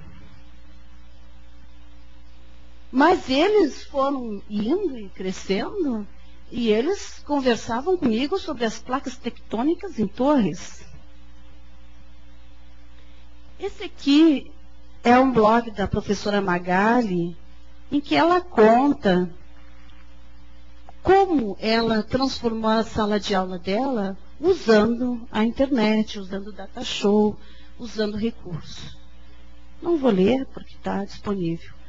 Aqui tem uma série de sites que eu fui pegando de professores, de alunos, né? Dos alunos que fazem pesquisa. Esse aqui são os alunos da Rocha Ígnea lá. Vocês estão vendo que eles estão aqui, fizeram vulcões ali, né? É uma turminha que está na zona rural de Três Cachoeiras, que é o litoral norte do Rio Grande do Sul. Mas é muito interessante, aqui está o blog deles, eles estão trabalhando, né? O que essas crianças perguntam e como a professora se surpreende. Mas é muito legal de ver que a professora se surpreende com o que acontece. Ela fica assim, ela fica muito preocupada no início, porque mas vulcões não tem nada a ver com a realidade do aluno. Porque nós temos a ideia de que realidade do aluno é algo que vem da comunidade, está bem pertinho. Então ela está preocupada, como é que eles estão querem falar de vulcões na Islândia? Mas ela foi sabendo. Eles escreveram um livro. Deixa eu ver se eu consigo aqui. Eu vou passar para o outro ainda para ver. Depois eu volto para mostrar um livrinho deles. Esse aqui é uma turma de 2º ano, que foi fazer blog sobre aqui está a síntese do projeto de aprendizagem deles. Deixa eu abrindo outros aqui. Esse aqui é de uma professora, contando as suas atividades, como é que ela trabalha. Esse aqui é outra professora falando de quanto modificou o seu trabalho quando ela passou a usar as tecnologias. Esse aqui é um portfólio da professora, aquela dos alunos de 6 anos de idade, né, de como ela fez o trabalho. Os alunos aqui, essas crianças. O grupo Pássaros, eles se intitularam assim, que faz perguntas, deixa eu ver.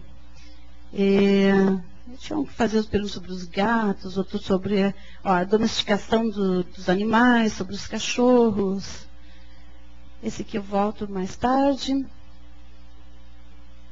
Deixa eu ver. E as das curiosidades.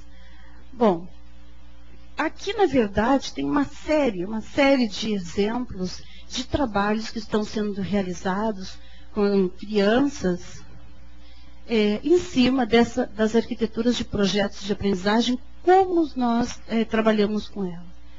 Então, nós começamos com a questão de investigação, trabalhamos com sistemas nocionais, né, ou conceituais dos aprendizes, e trabalhamos com essa coisa das certezas provisórias, das dúvidas temporárias. Vocês veem, soa tautológico, né? Mas o que eu sei sobre o que eu pergunto? Essas são as certezas. As dúvidas o que eu não sei e preciso saber.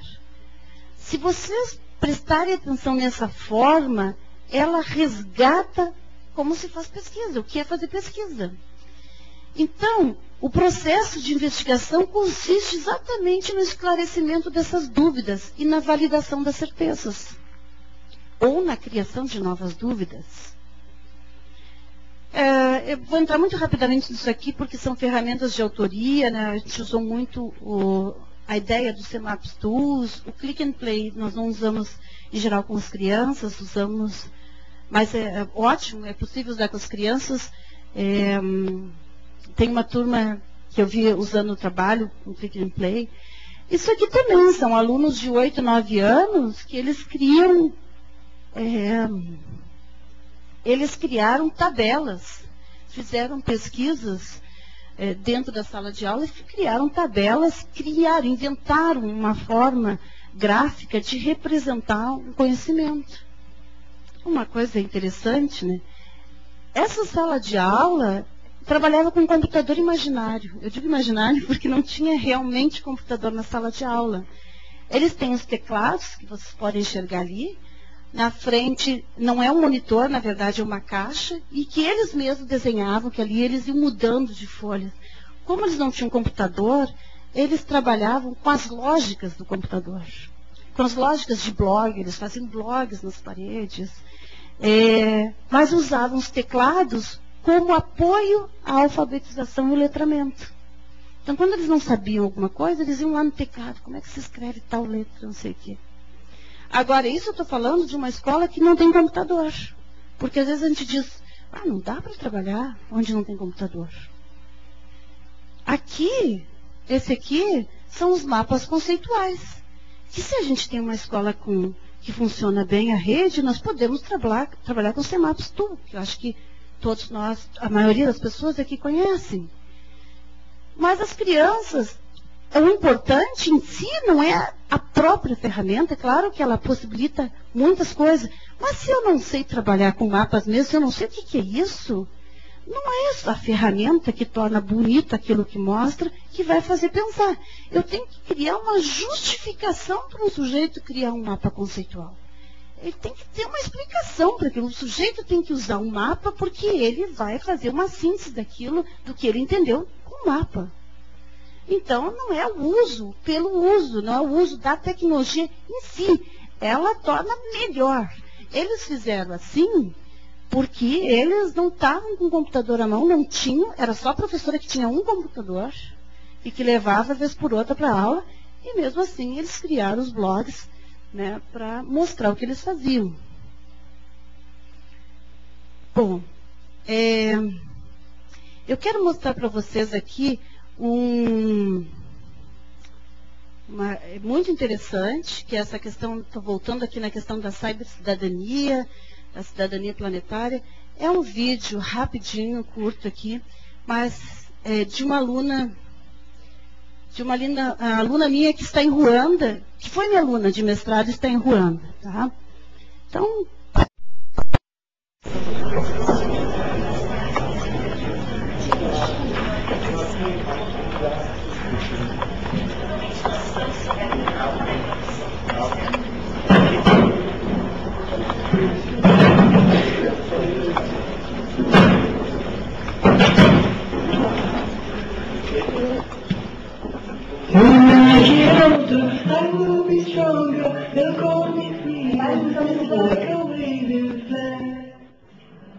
Olá, meu nome é Silvia Kish, eu faço parte do time de aprendizagem da organização One Laptop for Child.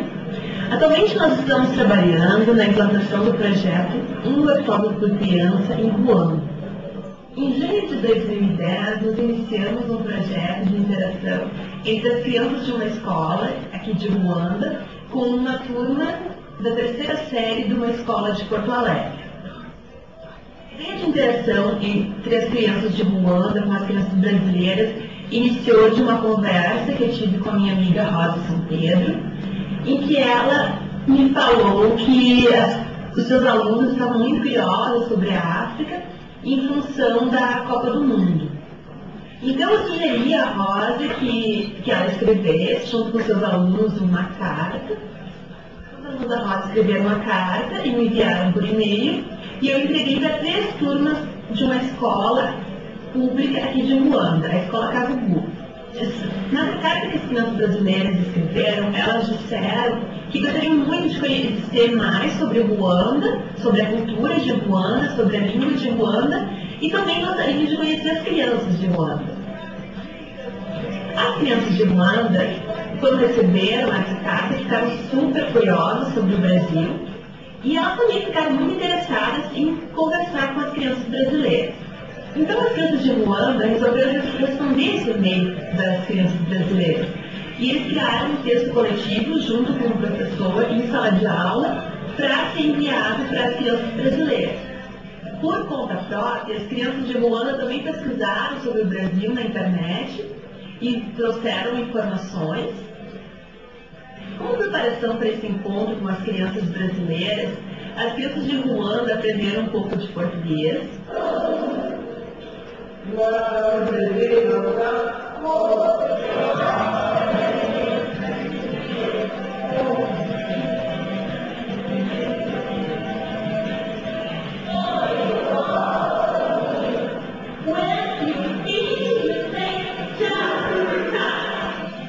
Além disso, as crianças de Ruanda aprenderam a localizar o Brasil no mapa.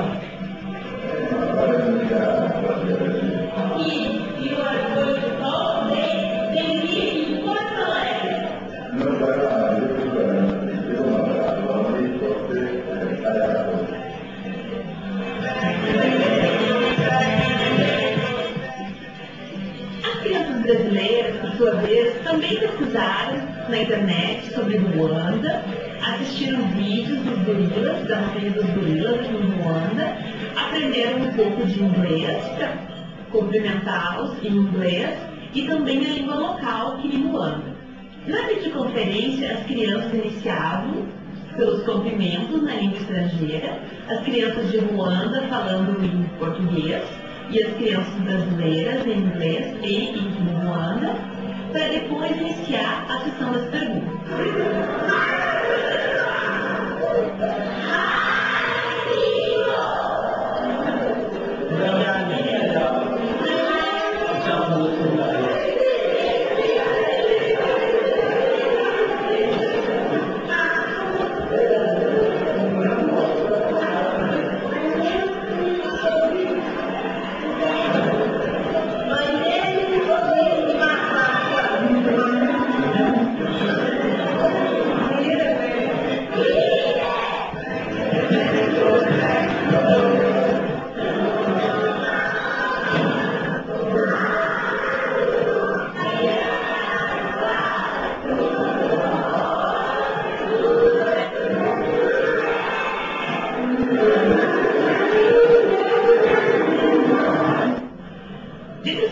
Iniciais das crianças brasileiras na primeira videoconferência estavam: se há cobras no pátio da escola, se as crianças de Ruanda já tinham fugido de leões.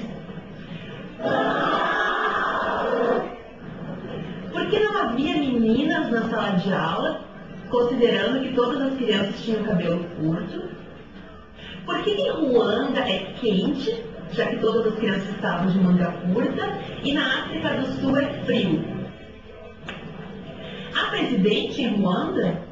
Entre as perguntas das crianças de Ruanda estava a questão do tempo. Se em Ruanda é 4 da tarde, que horas é no Brasil agora?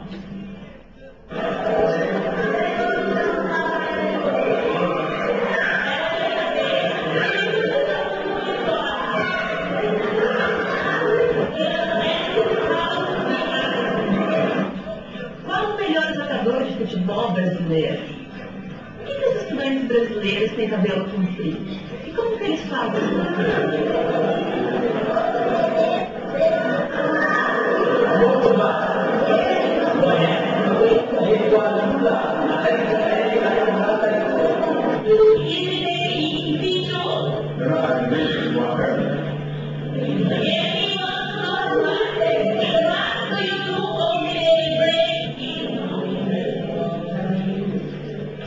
Para responder essa pergunta, os meninos de Ruanda disseram que jogam futebol e vôlei, e as meninas que tinham a brincadeira que elas jogam diariamente no recreio. Os professores e os diretores de ambas essas escolas também participaram dessa interação. Eles conversaram, manifestaram sua alegria em relação ao projeto e também ofereceram seu suporte para a continuidade.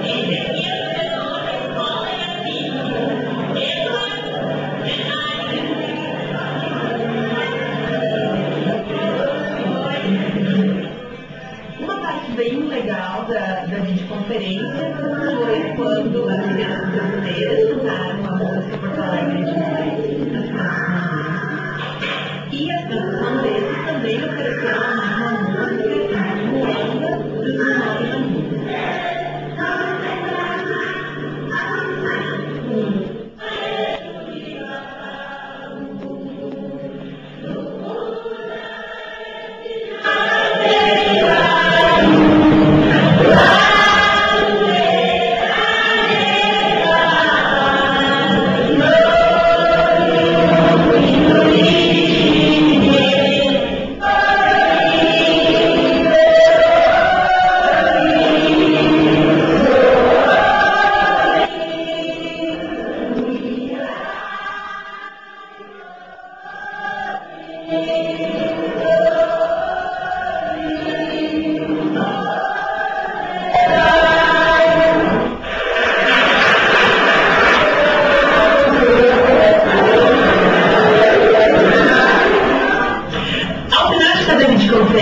Havia expressões como bye bye, tchau tchau, I love you, I love to meet you.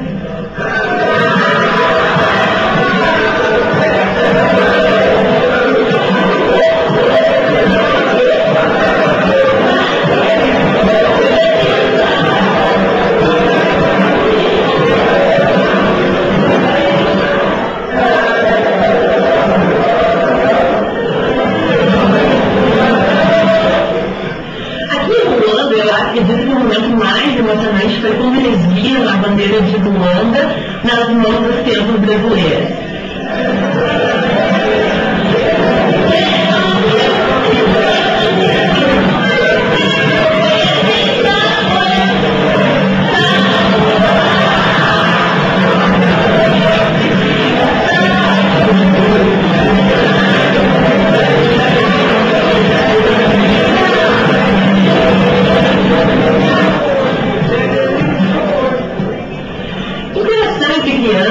Diferentes países não é algo totalmente novo. No entanto, é muito emocionante ver as crianças interagindo, conhecendo crianças de outros lugares. O encontro cara a cara ele permite que a comunicação se torne mais real, tanto para as crianças como para os professores. Antes da videoconferência, a ideia de falar com crianças de outro continente era abstrata para ambas as partes, para crianças daqui como para crianças brasileiras. Mas no momento que eles se viram, face a face, as perguntas começaram a brotar, as curiosidades começaram a aparecer, tornou-se real. E além disso também, esse tipo de atividade, ele cria significado para as crianças aprender uma língua estrangeira e aprender sobre uma cultura estrangeira, que muitas vezes, numa aula convencional, fica meio sem sentido. Como continuidade desse projeto, eu, professora Rosa São Pedro, professora daqui de Ruanda, estamos planejando propor para as crianças uma pesquisa sobre o melhor e o pior de cada país.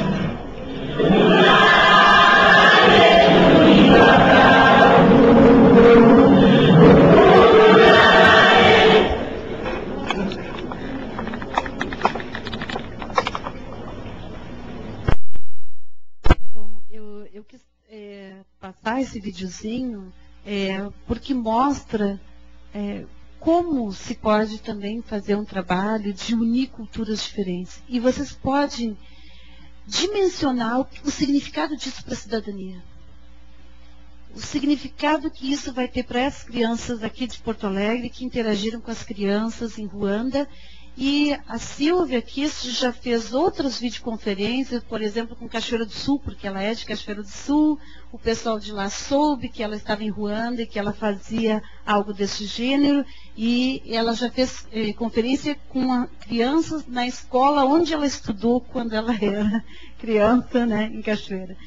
Então, eu também acho sempre emocionante ver esse tipo de exemplo, de ver aquelas crianças de 6 anos, 9 anos, fazendo projetos, mas eles não são projetos só que tu pede um projeto e a criança faz da sua curiosidade. Isso é muito importante, mas a intervenção dos professores na condução dos projetos e também dando relevância aos conteúdos que são necessários, é muito importante.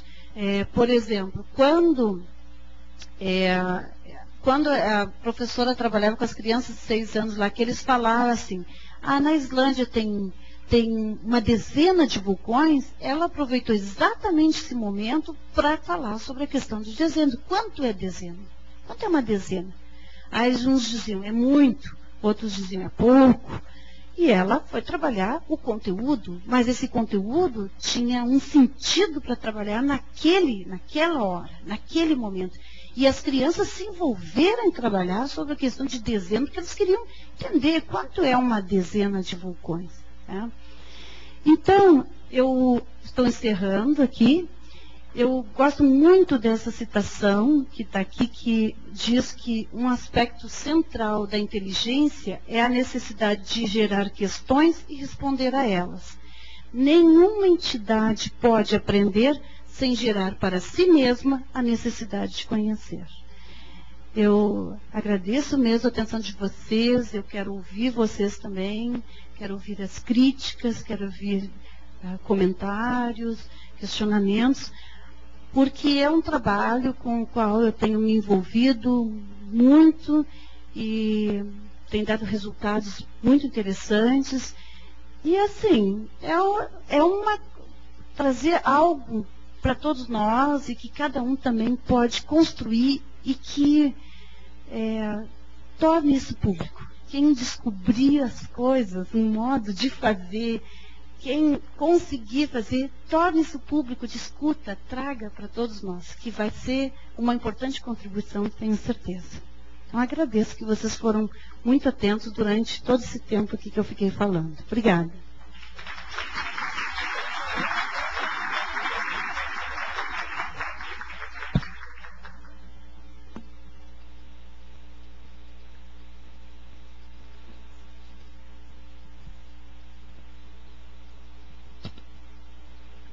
Bom, então agora a gente vai abrir para as perguntas.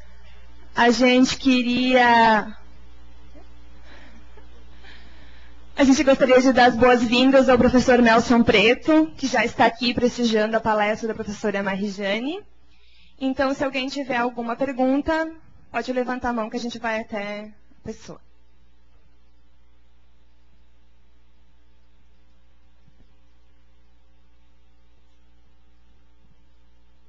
Na realidade, não é uma pergunta, na realidade é um desabafo. Quando eu ouvi o palestrante ontem à noite falar, e você que pela sua fala percebe-se que tem uma ligação direta com a educação básica, ou teve, ou trabalha com formação de professores, e eu trabalho há muitos anos com a educação básica, e particularmente com a educação básica pública, tá?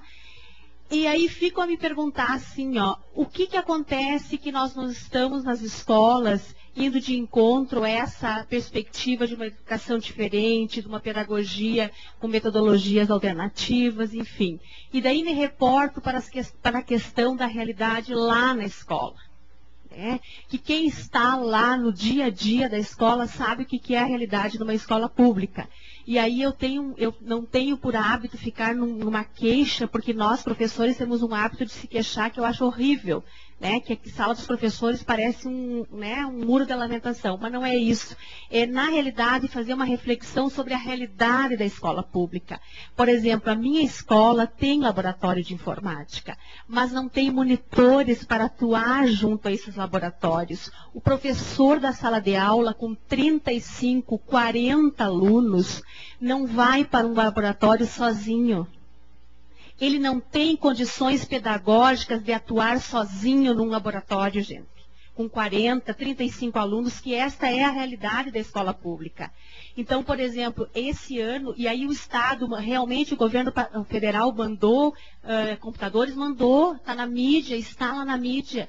E daí, quais são as condições de trabalhar nesses laboratórios? Até o ano passado, nós tínhamos uma professora disponível 20 horas, esse ano ela foi obrigada a ir para a sala de aula, porque a prioridade é a sala de aula. E aí eu fico me perguntando, é falta de vontade dos professores atuar dentro do laboratório de informática? Nós temos que ter condições de trabalho.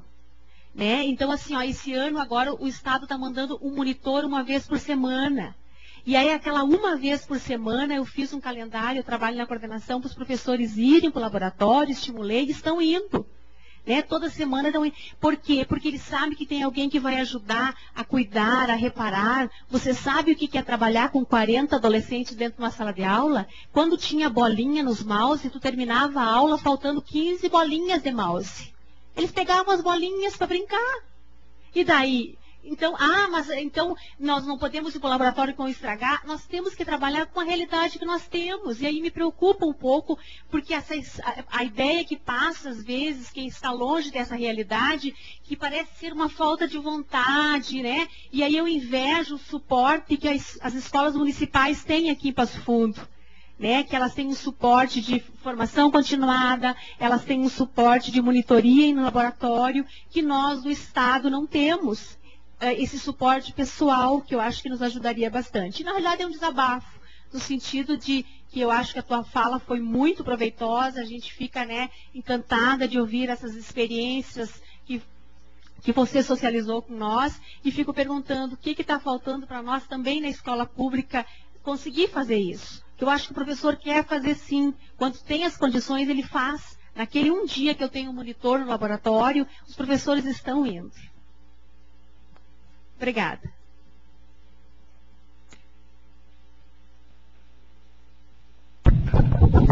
Ok. Professora, como é que é o seu nome? Rosa, olha só. Eu trabalho com formação de professores, atualmente, e ingressaram no curso de pedagogia 400 professores, dos quais 384 são professoras e 6 professores. E a maior parte deles que ingressou em 2006, nunca tinha trabalhado com computadores. No POI, que eu tive o privilégio de coordenar diretamente, estar lá com eles, dos 80 professores, 4 tinham e-mail, mas não usavam. E eu lembro bem de uma professora chegar para mim e dizer: professora, eu queria tanto receber e-mail, porque eu falei: olha, você vai receber tanto e-mail, quando chegar no curso, você não vai querer mais receber e-mail. Nós fizemos a formação desses professores, curso de graduação, são professores em exercício fazendo o curso de graduação agora. E essa experiência mostrou, e tem mostrado, que os professores, quando nós oferecemos um curso que trabalha, porque é um curso de distância, que trabalha com as tecnologias de modo muito imersivo, mas não era requisito que os professores soubessem usar qualquer coisa, nada. Mas só que tinha vontade mesmo. E nós começamos não oferecendo uma aula de informática de educação. Nós iniciamos assim, nós não tínhamos preocupação nenhuma, nós tínhamos certeza, mas tanta certeza que todo mundo ia aprender tudo, que nós ficamos tranquilos. Mas algumas vezes a gente ficou preocupado, mas o que nós fazíamos? Nós criávamos, todos os professores criavam as atividades que necessitavam de trabalho na internet. Então, nós criávamos a justificativa de por que ele tinha que ir lá, ele tinha que dar conta. Aí, claro, tinha tutores que ajudavam, os professores, ele tinha que entrar, fazer o seu NIC, ele não sabia fazer, ele tinha que trabalhar com um colega no NIC, ele buscava ajuda. Mas nós obrigávamos, de certo modo, a eles serem proativos. Porque não tinha curso de NIC, não tinha curso de e-mail, não tinha curso, nada disso. Até hoje é assim. Mas ainda o curso está no seu último semestre agora. Todas as ferramentas são assim. Mas não é um uso que tu faz uma vez, é constante. A discussão é constante. Tu vais encontrar o trabalho de todos esses professores, tudo na rede. E eles trabalharam, intensificaram o seu trabalho na escola. E todos eles são da escola pública. Eles criaram, eu fiz questão de mostrar aquela fala das crianças 6 anos, porque lá naquela escola estadual, de primeiro grau incompleto, no meio grau, não tem computador. Só tinha o computador da professora, que ela adquiriu uns 2 anos depois que começou o curso. Eu trouxe outros exemplos das turmas, aquela era uma turma pequena, mas a maior parte das turmas não é grande, 35 alunos para trabalhar. E as professoras trabalharam com os 35 alunos. Só que foi o nosso problema, e até hoje o nosso problema é banda larga que não é banda larga. Até hoje. Se nós tivéssemos 10 megas de banda para cada professor, gente, nós íamos fazer umas coisas tão maravilhosas que nós tínhamos em mente, que nós não conseguimos porque não tem disponível.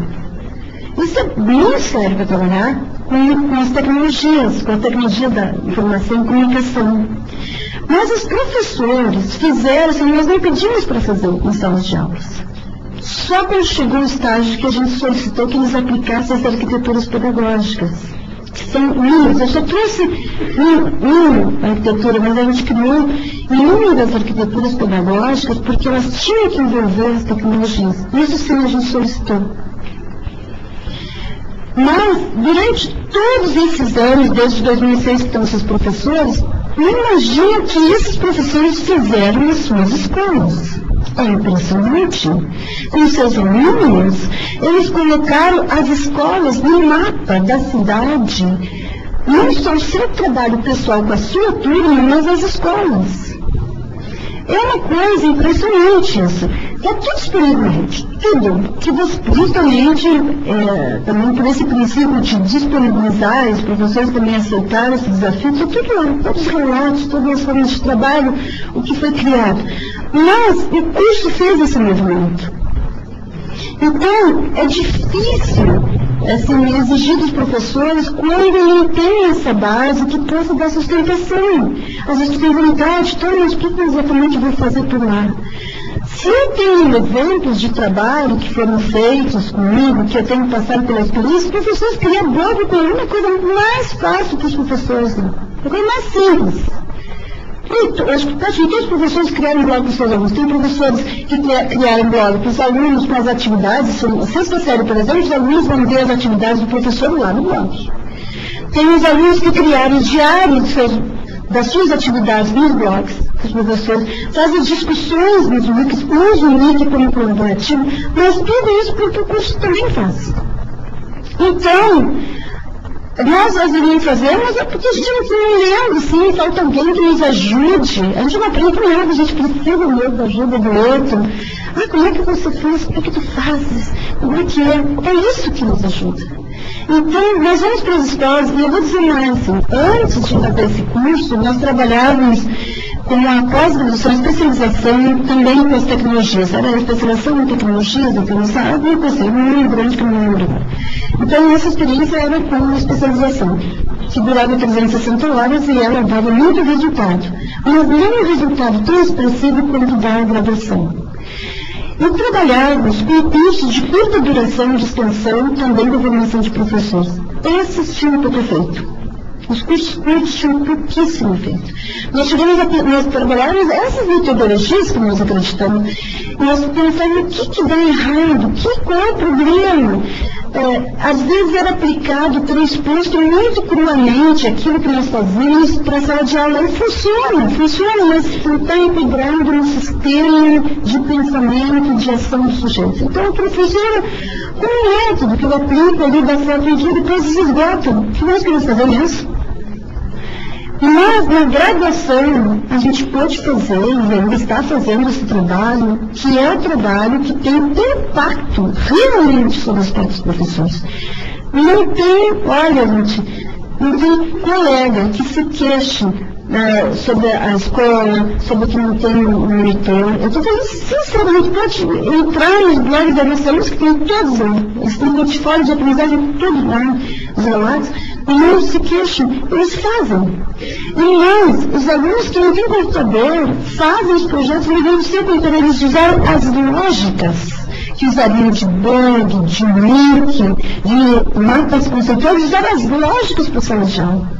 Eu tenho que voltar para o final da sala de aula, é impressionante a quantidade de informação de cantos que reproduzem essas lógicas e que leva, o professor, apesar de não ter ele vai lá no linguagem, ele coloca o material lá, e as crianças acessam a hora que elas podem.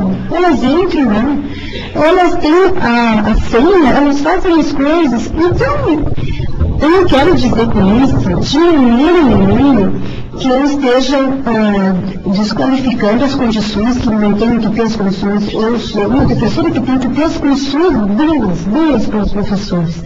Mas que nós podemos também, junto ou antes, construir algumas coisas.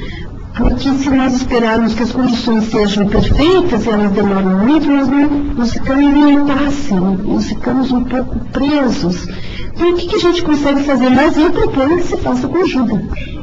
Com ajuda, como tu estás fazendo, de estimulando teus colegas, de propondo alguma coisa, de oferecendo. É assim que a gente consegue. E a gente conquista. Conquista um, conquista outro. Um faz, outro faz, o outro traz um exemplo. Mas, com certeza, eu defendo também as condições que, com ajuda melhor, esses professores que foram para a sala de aula, geralmente eles contaram com o apoio não de um monitor, mas de um outro professor. Quem tinha turmas grandes contou com o apoio de um colega que foi junto para ajudar. Mas, eu não tenho notícia de nenhum lugar desses quase 400 professores hoje em que as crianças ou os jovens tenham destruído alguma coisa. Não tenho. Eu até fiquei pensando, porque pode acontecer. Até voluntariamente, mas não temos. Nós temos também os colegas que trabalham nesse curso, nós não temos notícias. Mas não é a ferramenta só o computador que a gente usa. A gente tem a proposta para usar isso. E essa proposta, você pode imaginar, 35 alunos trabalhando com projetos de aprendizagem, cada grupo um projeto completamente diferente. Tem enlouquecedor se a gente imaginar. Como é que eu tenho alguém falando sobre como é que nasceram os dinossauros, como é que desapareceram os dinossauros, como é que é a questão da domesticação dos cachorros, não sei. Como que eu integro isso numa plataforma interdisciplinar? Essa foi a maior descoberta dos colegas. De como realizar isso. Mas ninguém tem toda a informação para te dar teria que trazer os colegas para mostrarem como é que eles fizeram essa parte interdisciplinar. Eu trouxe alguns pequenos exemplos que mostram isso. Mas para isso funcionar, esses professores sofrem algumas pressões nas escolas, sabe? Porque começa a ficar muito diferente, assim, da forma como a escola está lidando. E tem algumas pressões. Tem pressões sobre o conteúdo tal não foi abordado, e tal coisa não foi feita. Esses alunos que vocês pensaram, eu também pensaria, do aluno do quinta série, os pais foram na escola dizendo, mas professora, isso aqui é meu filho da quinta série que está aprendendo. Por que eles estão aprendendo isso? Mas eles aprenderam. Como é que a gente bloqueia a aprendizagem de alguém? Eles aprenderam, mas se eles tivessem ido para a sala de aula da professora e ela tivesse começado, hoje nós vamos estudar o bairro, depois nós vamos estudar o município, depois nós vamos estudar o estado, depois nós vamos estudar o estado brasileiro, depois, lá adiante vocês vão ver o mundo, eles jamais teriam se interessado, ou visto, ou pensado sobre a Islândia, que é onde partiu a curiosidade deles, da Islândia. Eles conheceram sobre a Islândia, eles sabiam que era no Mar do Norte, localizados. São tantos os conhecimentos que se interrelacionam, que se entrecruzam, que é impressionante. Mas isso é outra forma. Essa escola aceitou que os professores, tinham 4 professores nessa escola que fizeram isso. Uma das professoras tem 30 anos de magistério. E ela está absolutamente surpresa com o que os alunos dela aprenderam. E ela está escrevendo agora sobre o que ela fazia e o que os alunos aprendiam e o que ela se permitiu fazer neste último semestre que os alunos aprenderam. Mas isso, acho que é coisa linda, nos surpreender com as coisas que acontecem. Da mesma forma que as minhas alunas, os alunos, professores de informação, me surpreenderam. Elas fizeram e fazem muito mais do que nós, como coordenação do curso, havíamos imaginado fazer. Nós tínhamos imaginado que fizesse para o curso, mas extrapolou. Tem gente famosa nesse curso, que é um curso de Vida Luz lá, mas famosa mesmo, tem um blog de professor, eu não mostrei aqui, que tem 10 mil acessos. No meu blog, a gente tem 200 acessos. É o máximo. Não é 10 mil acessos, 15 mil acessos. Que professores que contam suas experiências e que tem gente do exterior para olhar as experiências que estão relatadas. É impressionante. É impressionante o que acontece. Então, eu não estou trazendo assim uma ficção, eu estou trazendo uma coisa que me surpreende pela dimensão que tomou. As nossas coisas são todas abertas do curso, inclusive o que nós fazemos e como nós fazemos, e a gente tem aqueles controlezinhos, assim, lá de ouço, as pessoas que estão acessando, do mundo inteiro, a gente não sabe o que acessa, e por que acessa, por que tem interesse em coisas assim, pedagógicas, de formação de professores, né? Mas é isso, então, tem esse lado que nos falta recurso, tem outras formas que quando a gente oferece o trabalho de formação, assim, que tem sustentação, que os alunos nos ajudam também a construir, as coisas acontecem para além do que nós mesmos imaginamos. Então é isso. Eu não sei se eu respondo a Rosa, não tenho intenção de dar todas as respostas, mas... Perfeito, perfeito. Acho que é muito importante esse comentário, porque a gente se debate com as condições que nós temos dentro das escolas, né?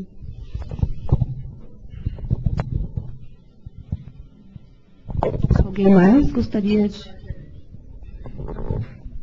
Nem tinha me lembrado. Tem uma pergunta na internet que está transmitindo, né? Essa pergunta, a de Heloísa da internet. Não tem? Tudo bem, pergunta aí. Ela agradece a oportunidade da interação, parabeniza a professora Marijane, que ela aparece também. A Mari pergunta. A minha pergunta parte de uma constatação. O problema de não uso do computador em sala de aula está na má formação do professor. É o que a Márcia colocou. Então, como sanar esse problema de formação para o uso dos recursos tecnológicos dos cursos de graduação, dos cursos de licenciatura? Eles continuam direcionando os alunos, os estagiários, a usar os velhos métodos e o suporte impresso nas aulas. E ela falou outra pergunta. O problema é má formação? Olha, eu não tenho essa ideia de que a gente se forma mal ou formou mal, porque eu também estou no mesmo barco que todo mundo, né? Tem coisas que a gente descobre em um tempo, depois leva tempo para descobrir outras.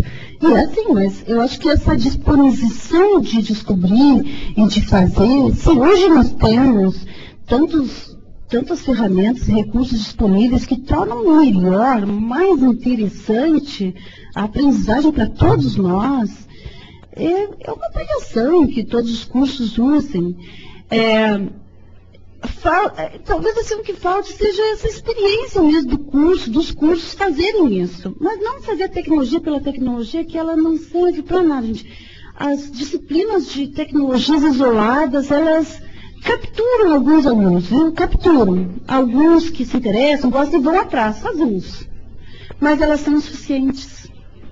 Então, na verdade, todos os colegas da universidade, meus colegas, todos têm que usarem, têm que participarem, têm que experimentarem. Eu acho que nós temos que fazer isso sempre, todos nós, em qualquer nível de ensino, nós temos que experimentar, nós temos...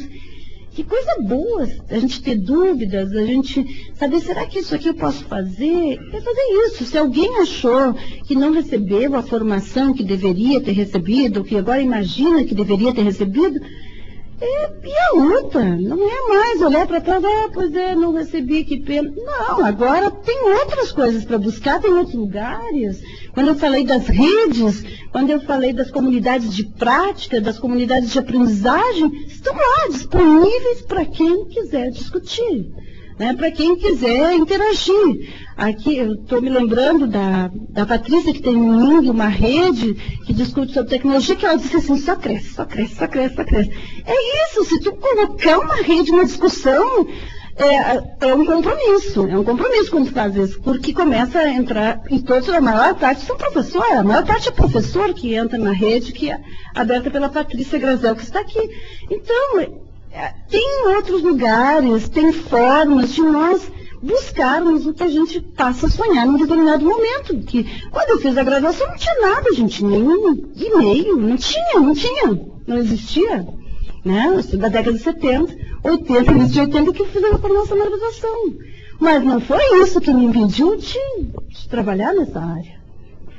Estou aqui lidando com educação à distância, e com tecnologias, e com inclusão digital, e vendo resultados maravilhosos junto aos alunos, das professoras de formação, e o trabalho que elas fazem junto aos alunos. É uma coisa impressionante. Fico impressionada como essas crianças ficaram deveras mais inteligentes do que eu fui na minha infância. Porque tem outras questões, outros modos, né, de interagir que abrem possibilidades de vir a ser, de se tornar mais inteligente ainda do que eu fui, do que nós fomos. Parece muito otimista, mas eu sou otimista. Vamos fazer mais uma questão só. O comentário?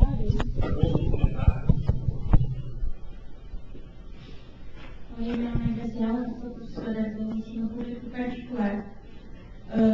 Eu não vejo que está totalmente perdido, e eu também não vejo que não dá para fazer certas coisas. Claro, na realidade, cada um, como a Paula falou, a gente tem alunos que realmente têm que levar para o laboratório, que são capazes de levar o computador embora, é verdade.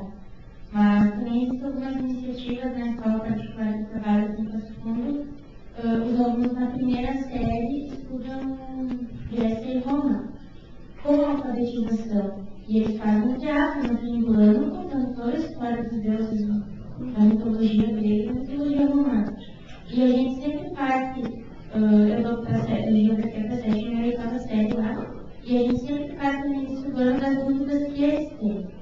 Então, eles vão para o laboratório e eles utilizam muito a internet em casa, que aos pais deles que trabalharam, então eles têm acesso, né?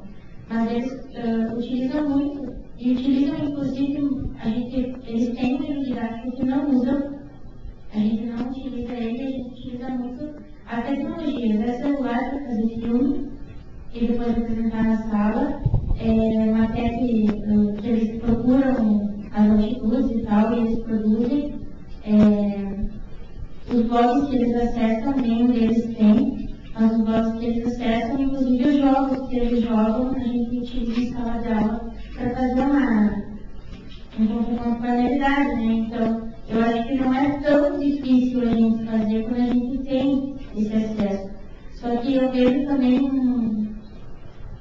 como é que eu vou explicar, um receio da escola tradicional, que ela não é uma escola tradicional, ela é a única escola que nós vamos poder diferenciada.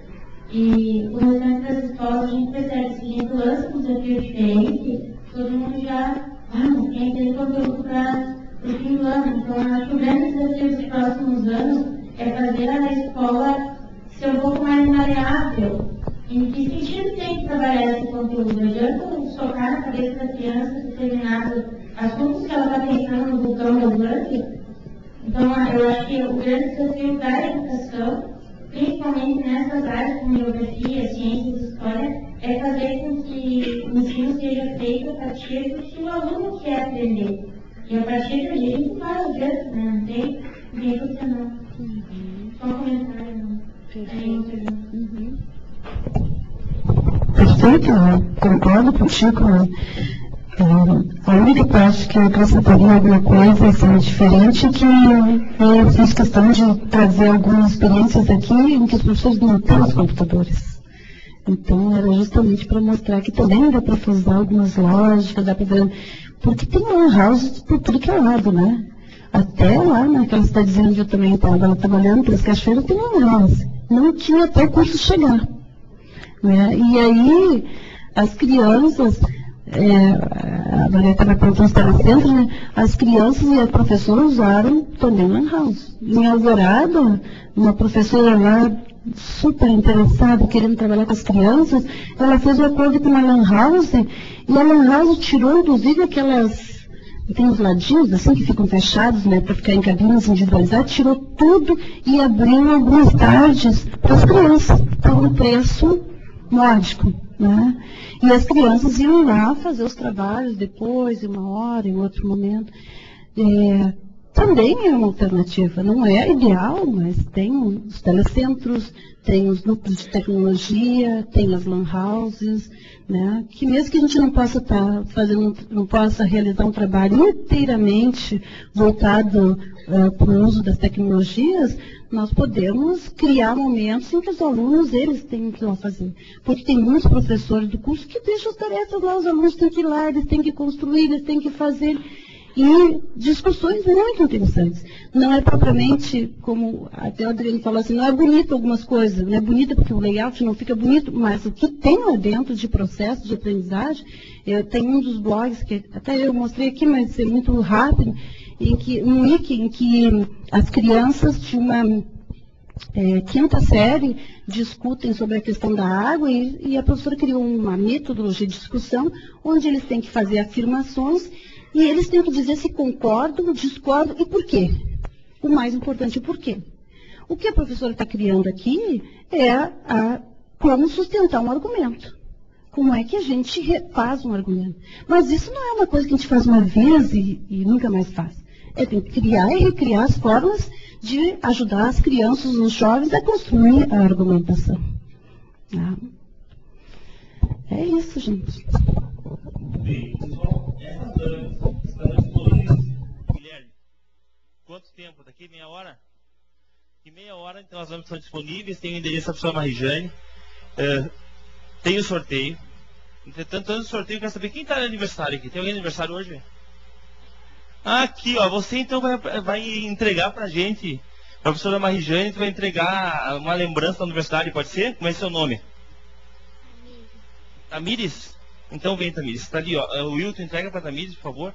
Então a Tamires, que veio lá de Tapes, junto com a sua mãe, vai entregar a sacola inteira. Isso. A sacola, então, com algumas lembranças, o Will vai te entregar a professora Marijane em agradecimento. Vamos ver se é essa aqui, Will. É essa aí mesmo. Tamires, entrega ali a professora Marijane, por favor, em agradecimento à presença e à participação no evento.